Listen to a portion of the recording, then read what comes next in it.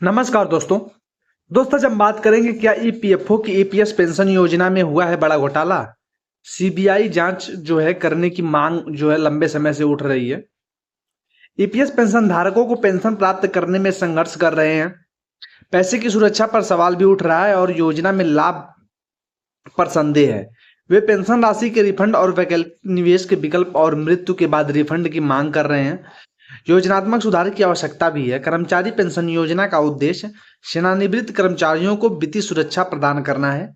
हालांकि वर्तमान समय में ईपीएस पेंशन धारकों को कई समस्याओं का जो है वो सामना करना पड़ रहा है। ईपीएस पेंशन धारक ने कहा है कि कहीं ईपीएफओ में उसके पैसे सुरक्षित हैं कि नहीं है, उन्हें जो है ये चिंता जो है सताई जा रही है। ईपीएस पेंशन धारकों की समस्याएं क्या है? ईपीएस पेंशन धारकों को अपने पेंशन के लिए संघर्ष करना पड़ता है, जो कि उन्हें अपने ही पैसों के लिए भिखारी जैसा महसूस कराता है। यह स्थिति विशेष रूप से चिंताजनक है जब एक व्यक्ति ने 30 से 35 वर्ष तक सेवा की हो। पेंशन धारक यह सवाल उठाते हैं कि क्या उनका पैसा सुरक्षित है। अगर ऐसा नहीं है तो इसकी जो है जांच सीबीआई द्वारा कराई जानी चाहिए। इतने लंबे समय से सेवा करने के बाद भी पेंशन की राशि में बहुत कम मूल्य जो है वो दिया जाता है। यह सोचने का विषय है कि इस योजना का क्या लाभ है जब योगदान का मूल्य इतना कम हुआ। मूल्य कम हो दोस्तों, अगर इसे मैं बता दूं, इससे मैं बात करूं तो जो है बहुत से हमारे भाइयों का 1000 रुपये से भी कम जो है पेंशन आता है। बहुत लोगों का 500 से भी कम आता है। तो दोस्तों इस पे अभी क्या बात करी जाए और क्या इस पे हम जो है विषय अपना रखा जाए, यही जानने के लिए दोस्तों यही विषय हमारा काफी है। पेंशन धारकों का मानना है कि उनकी पेंशन राशि को वापस किया जाना चाहिए और उन्हें एक वैकल्पिक जगह पर निवेश करने का विकल्प मिलना चाहिए जहां उन्हें बेहतर रिटर्न मिल सके। दोस्तों अगर 35 सालों तक हमने पैसे लगाए हैं, चाहे वो थोड़े थोड़े ही करके हों, उसके बाद अगर उसकी जो निवेश है हमें अच्छा नहीं मिलेगा तो दोस्तों हमें इससे अच्छा है जो हमारा पैसा है वही वापस कर दिया जाए, ताकि उसको हम कहीं और इन्वेस्टमेंट करके, बहुत सारी स्कीमें अभी हमारा पोस्ट ऑफिस में इतनी अच्छी अच्छी स्कीमें चल रही हैं, वहां पे हम भी पैसा लगा सकते हैं। वहां पे यही पैसा अगर जमा करते तो हमें अच्छा रिटर्न मिलता ना। ईपीएस पेंशन के लिए एक विकल्प भी दिया जाना चाहिए ताकि पेंशन जो धारक हैं खुद तय करें कि वे वास्तव में इस योजना में रुचि रखते हैं या नहीं। ये बात दोस्तों बहुत जरूरी है। अगर ये पैसा हमने कहीं और इन्वेस्टमेंट किया होता तो आज हमें इतना दर दर की ठोकरें खाने की आवश्यकता नहीं रहती।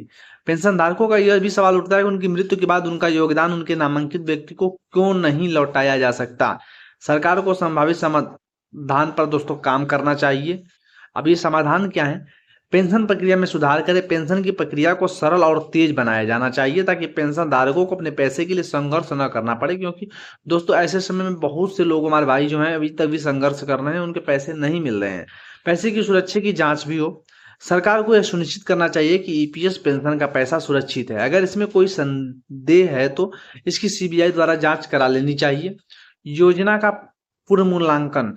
ईपीएस योजना के लाभ का योगदान के मूल्य का पूर्व मूल्यांकन किया जाना चाहिए और इसे अधिक लाभकारी और आकर्षक बनाने के लिए सुधार भी किया जाना चाहिए।